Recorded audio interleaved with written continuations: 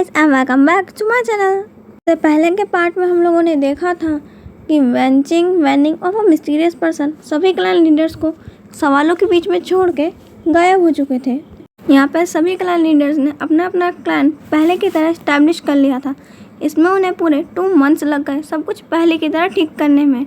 और इन 2 मंथ्स में रनवांग जी पहले से भी और भी ज़्यादा चुप रहने लगा और जो उसके फेस पे स्माइल आया करती थी अब तो जैसे वो कहीं खो ही चुकी थी। रनवांग जी बहुत ज़्यादा हार्ट ब्रोकन था।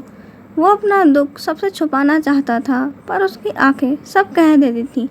रनवांग जी कोल्ड पाउंड में बैठा हुआ था और ध्यान करने की कोशिश कर रहा था पर उसका सारा ध्यान बार बार वेओशन के डेथ की बातों पे ही जा रहा था, जो आज भी उसे कंफर्म नहीं है कि वेओशन मरा है या फिर अब भी जिंदा है। उसका दिल कहता है कि वेओशन जिंदा है पर कोई मानने को तैयार ही नहीं। रनवांग जी को याद आ रहा था कि कैसे वेओशन फर्स्ट टाइम गुसु क्लैन में आया था और वो कितना प्यारा लग रहा था उनके लैंड रोब्स में। रनवांग जी को एक एक पल हज़ारों सालों के बराबर लग रहा था। रनवांग जी को अब बहुत ज़्यादा डर लग रहा था अकेले रहने से। भी वहाँ पे एक क्लैन डिसेबल आता है रनवांग जी को बुलाते हुए और कहता है कि उनको क्लैन लीडर ने बुलाया है, लैंड टीचर ने उसे बुलाया है। ऐसे भी कौन सी इम्पोर्टेंट हो गई, उन्हें तो मालूम है कि मैं यहाँ 2 घंटे तक ध्यान करता हूँ पर इतनी जल्दी क्यों बुला लिया। रनवांग जी और कुछ नहीं सोचता और सीधे अपने ब्रदर के पास चला जाता है। रनवांग जी अपने ब्रदर के पास पहुंचने के बाद पूछता है ये क्या हुआ, पर लैंड टीचर कुछ कहने की जगह उसे कहते हैं कि सामने देखें। सामने एक डिसाइपल खड़ा था जो बिल्कुल वेओशन की तरह हरकतें कर रहा था, बिल्कुल भी सीधा खड़ा नहीं हो रहा था। उसके सामने क्लैन लीडर है, लैंड कोरैन है और रनवांग जी भी है और इतने सारे लोग उसे देख रहे हैं पर वो तब भी मस्ती कर रहा है और एक जगह खड़ा तो हो ही नहीं सकता, इधर से उधर घूम रहा है और ऐसा लगता है कि वो अपने दिमाग में ही ढेर सारी बातें कर रहा होगा। और उसके स्माइल बिल्कुल वेवोशान की तरह, ऐसा लगता है कि ये एक छोटा सा लिटिल वेवोशान आ गया है वापस यहाँ पे। क्रिश्चियन कहते हैं कि ये एक न्यू स्टूडेंट है, इसका नाम आयुआन है। रनवांग जी अब से ये तुम्हारी क्लास में है और तुम्हें इसका खास ध्यान रखना है। ये दूसरे रेलम से आया है और ये मिस्टीरियस पर्सन उसे लेकर आया है जिसने हमारा कल्टीवेशन वर्ल्ड पूरा बचाया है। रनवांग जी कहता है ये ओके ब्रदर और ऐसा कह के वो वहाँ से चला जाता है। पर आयुआन भी रनवांग जी के पीछे पीछे चला जाता है और पूछता है कि होंगवन आपको ये टाइटल कौन ने दिया, आपको ये टाइटल किस लिए दिया, आप यहाँ पे कितने साथ रहते हैं, आप बोलते क्यों नहीं है, आपके रूप्स कितने क्लीन है, आपके यहाँ पे फूड कौन सा मिलता है, मैंने सुना है कि यहाँ पे घास फूस खाने को दी जाती है। ये बात सुन के रनवांग जी रुक जाता है क्योंकि यही बात वेओशन ने भी कही थी कि लैंड क्लैन वाले घास फूस ही खाते हैं। रनवांग जी उससे पूछता है कि तुम कौन से रेलम से हो। वो आयुआन कहता है कि वो ड्रैगन रेलम से है। रनवांग जी उससे पूछता है कि उसके पेरेंट्स कौन है। आयुआन कहता है कि उसके पेरेंट्स का नाम वो अभी नहीं बता सकता। रनवांग जी को लगता है कि हो सकता है वहाँ पे कोई एक्सीडेंट हुआ हो, इसलिए आयुआन बताने में कंफर्टेबल नहीं है। पर आयुआन मन में सोच रहा था कि अगर मैंने मेरे बाबा का नाम बताया तो आप सबसे पहले मुझसे जिद करके उन्हें वहाँ ले जाने को कहेंगे और अगर बाबा को मालूम चला कि मैंने आपको सब बता दिया है तो वो तो मेरे को वापस बुला लेंगे ड्रैगन रेलम में और वहाँ मैं बोर हो जाऊँगा। इतनी सारी मिन्नतों के बाद मेरे को यहाँ पे आने का मौका मिला है और आप क्या चाहते हो मैं वापस वहाँ चला जाऊँ। रनवांग जी आयुआन को कहता है कि तुम वहाँ खड़े खड़े क्या कर रहे हो, चलो हमें क्लासेस पहुँचनी है। आयुआन कहता है कि यस होंगवन। रनवांग जी कहता है कि और तुम्हारे पास क्या क्या क्वेश्चन है। आयुआन के क्वेश्चन फिर से चालू हो जाते हैं कि यहाँ पे लैंड क्लैन में क्या क्या मना है। इतने सारे रूल्स बनाते हुए वो इंसान के हाथ नहीं दुखे, क्या वो बोर नहीं हुआ, क्या उसके लाइफ में कोई एक्साइटिंग थिंग नहीं थी। रनवांग जी को उसके अंदर सारे वेओशन ही दिख रहा था क्योंकि ये सारे क्वेश्चन वेओशन ने पूछ रखे थे और ऐसा लग रहा था कि आयुआन ने ये पढ़ के आया है कि उसे क्या क्या क्वेश्चन पूछने हैं। पर रनवांग जी सिर्फ एक ही क्वेश्चन का आंसर देता है कि जिस इंसान ने भी यहाँ के रूल्स बनाए हैं तुम सही कह रहे हो, सही में वो इंसान सही में बहुत बोरिंग होगा। मेरे को तो लगता है कि वो इस वर्ल्ड का ही नहीं होगा, किसी और वर्ल्ड की, या फिर हो सकता है घोस्ट आ गए होंगे उसके अंदर ढेर सारे। आयुआन को इस तरीके का आंसर रनवांग जी से एक्सेप्ट ही नहीं था। उसने सोचा था कि रनवांग जी को स्ट्रिक्ट सा आंसर देगा कि ऐसे नहीं कहते बड़ों के बारे में, पर यहाँ तो रनवांग जी ही उल्टी बात कर रहा है। आयुआन हंसते हुए कहता है कि आप बिल्कुल वैसे हैं जैसे बाबा कहते हैं, तुम अपने बाबा के बारे में और बताओ। आयुआन फिर बताना चालू करता है कि उसके बाबा बहुत अच्छे हैं, आपको मालूम है वो भी मेरी तरह बहुत अच्छे हैं, वो भी बहुत सारी बातें करते हैं और हम लोग की सबसे फेवरेट बात, हम दोनों को स्पाइसी फूड बहुत पसंद है। आपको मालूम है सब लोग कहते हैं कि मैं मेरे बाबा की तरह हूँ। आपको मालूम है हमारी जो चिंग आंटी है ना, वो मुझसे हमेशा परेशान रहती है क्योंकि मैं उन्हें परेशान करूँगा और फिर बाबा के पास जाके छुप जाऊँगा और फिर बाबा और मैं उन्हें इतना सारा परेशान करते हैं कि वो हमारे पीछे स्वॉर्ड लेकर भागती हैं कि आज तो हमारा गला वो काट ही देंगी।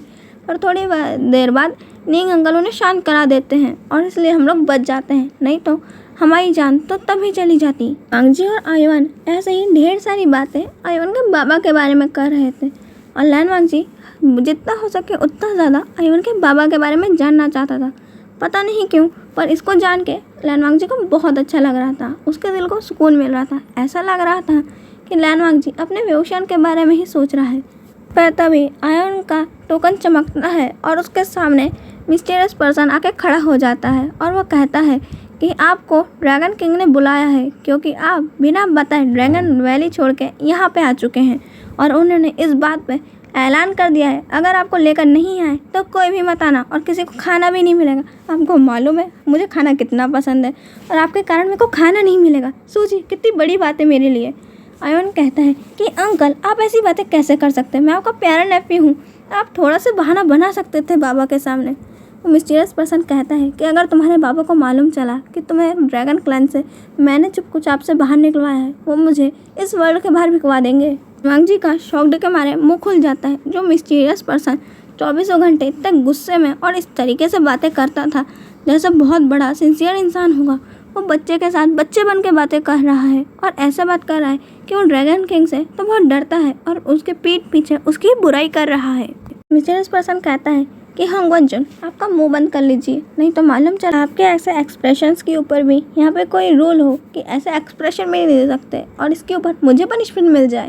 मिस्टीरियस पर्सन आयुन से कहता है कि अब चलो। आयुन कहता है कि पर मैंने बाबा से पूछा था कि मैं यहाँ आ सकता हूँ। मिस्टीरियस पर्सन कहता है पर तुम्हारे बाबा ने कहा था कि तुम शाम होने से पहले वापस क्लैन में आ जाओगे, तुम अब तक क्लैन नहीं पहुँचे हो। मिस्टीरियस पर्सन की बातें सुनकर आयुन कहता है कि ठीक है मैं चल रहा हूँ। ऐसा कहते हुए वो लोग टेलीपोर्ट होकर ड्रैगन वैलम पहुँच जाते हैं। आयुन अपने मैजिक से ये सब कुछ देख रहा था कि लैन क्लैन में आयुन और वांगजी क्या बातें कर रहे हैं और वेवुशियान 24 घंटे लैन वांगजी को देखता रहता था कि वो क्या कर रहा है। कई टाइम तो उसे भी समझ नहीं आता कि वो 24 घंटे लैन वांगजी को क्यों देखता है, पर अब धीरे धीरे उसके दिल को मालूम चल गया है कि उसको उससे प्यार हो चुका है और इतना ज़्यादा हुआ है कि वो खुद को कंट्रोल नहीं कर सकता, पर उसे करना पड़ेगा, नहीं तो सब पे वापस खतरा आ सकता है और अगर वो सामने आ गया तो पता नहीं इस बार क्या होगा। इसलिए उसका प्यार दूर तक ही रहे तो सही है। ये लव इनकम्प्लीट ही होना चाहिए। अगर ये कंप्लीट हुआ तो शायद काफ़ी लोगों को बुरा लगेगा और कईयों का दिल टूट जाएगा। वैसे भी हंगवनजुन के लिए मैं परफेक्ट नहीं हूँ, वो मुझसे भी कुछ अच्छा और बहुत डिजर्व करता है। ये बातें जो वेवुशियान अपने आप ही से कर रहा था उसे आयुन और उस मिस्टीरियस पर्सन ने सुन लिया था। मिस्टीरियस पर्सन के मन में चल रहा था कि अगर वो लैन वांगजी को वेवुशियान से मिलवा देगा तो हो सकता है कि वेवुशियान उसको थोड़ा टाइम के लिए पीछा छोड़ दे और उसे इतना सारा काम ना दे ताकि वो जाके अपने लिए कुछ लड़कियों को सेट कर सके और उनसे शादी कर सके। मैं सोच रहा था कि मुझे मेरे बाबा के लिए उनके लव को उनके पास लाना चाहिए, जिसके कारण वो मुझे बाहर जाने की पूरी परमिशन दे दे और मुझको ये ना कहे कि मैं शाम तक वापस क्लैन आ जाऊँ और 24 घंटे में बाहर रहूँगा अगर मैंने ये काम कर दिया। मिस्टीरियस पर्सन और आयुन एक दूसरे की ओर देखते हैं और कहते हैं कि आप भी वही सोच रहे हैं जो मैं सोच रहा हूँ, और वो दोनों एक साथ कहते हैं कि बिल्कुल सही, हमें इसके लिए एक प्लान बनाना चाहिए और इस पर काम करना चालू कर देना चाहिए। आयुन कहता है कि मैं तो लव का एक्सपर्ट हूँ, मेरे पास बहुत सारी ट्रिक्स हैं कैसे इनके बीच में प्यार कराना है। मिस्टीरियस पर्सन उसके सर में मारते हुए कहता है कि दोनों पहले से ही प्यार में हैं, बस इनका कन्फेस करवा के शादी करवानी बाकी है। वेंचिंग और वैनिंग भी पीछे से आते हुए कहते हैं कि ये इतना आसान नहीं है। मैंने तो वेवुशियान को कितने बार कहा है कि अगर वो लैन वांगजी के सामने भी पहुँच जाएगा तो शादी के लिए तो वही प्रपोज कर देगा, पर वेवुशियान जाने के लिए तैयार नहीं है और यहाँ लैन वांगजी आ नहीं सकता। तो तुम लोग अपना दिमाग बंद कर दो, इससे अच्छा प्लान मैं सोच लूँगी। मिस्टीरियस पर्सन वेंचिंग पे कहता है कि अब तक तूने कितनी बार ट्राई किया है और अब तक वेवुशियान और लैन वांगजी को मिला नहीं पाई, तुम रहने दो, मैं कर लूँगा। और वो लोग इस पे ही लड़ने लगते हैं कि वेवुशियान की मैरिज कौन करवाएगा। और वेवुशियान अपने रूम के बाहर इतनी चिकपक सुन के बाहर आता है और कहता है कि तुम लोग मेरे रूम के बाहर कर क्या रहे हो।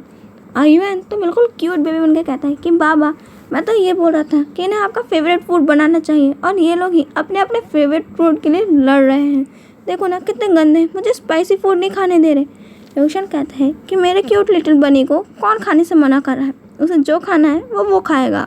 रेडिश तुम्हें क्या चाहिए? आयुन तो सीधे वेवशान के पास जाता है, उसे हक करता है और कहता है कि मैं बाबा के प्लेन्स खाऊंगा और ढेर सारे तांगुलू भी। वेवशान कहता है कि बिल्कुल हम लोग अभी खाने चलते हैं। वेवशान तो आयुन को लेकर चला जाता है और आयुन उन्हें कहता है इशारों में कि अब लड़ना मत, मैंने इस बार तो संभाल लिया, अगली बार का भरोसा नहीं। चिंग वैनिंग और मिस्टीरियस पर्सन कहते हैं कि थैंक गॉड बच गए। अगर वेवशान को मालूम चलता कि यहाँ पे क्या बातें हो रही है, हम सब लोग ड्रैगन वैली के बाहर पड़े मिलते और हमारा आना भी यहाँ पे बैन हो जाता। सीरियस पर्सन कहता है कि सारी तुम्हारी गलती, तुम ही इतनी चिल्ला चिल्ला के बात कर रही थी, तुम लड़कियों के पास तो दिमाग ही नहीं होता है। वेंचिंग कहती है तो क्या तुम लड़कों के पास दिमाग होता है? मुझे तो ऐसा नहीं लगता। तुम्हें याद है पिछली बार स्वॉर्ड फाइटिंग में तुम मुझसे 5 बार हारे थे, तो मैं तुमने कहा था कि मेरे पीछे एक सुंदर सी लड़की खड़ी है और जब मैं मुड़ा तो तुमने मुझे हरा दिया। तुम चीटिंग करती हो, सारी लड़कियां चीटर्स होती हैं। वेंचिंग कहती है और तुम सभी लड़कों के पास दिमाग नहीं होता। आगे और बहस करते हैं। रोशन कहता है कि बस चुप, तुम दोनों यहाँ पे वेवशान और लैनवांग जी की मैरिज करवाने के ऊपर प्लान डिस्कस कर रहे थे या फिर ये डिस्कस कर रहे थे कि तुम में से सबसे बड़ा बेवकूफ़ कौन है? मुझे तो लगता है तुम दोनों ही बेवकूफ़ हो।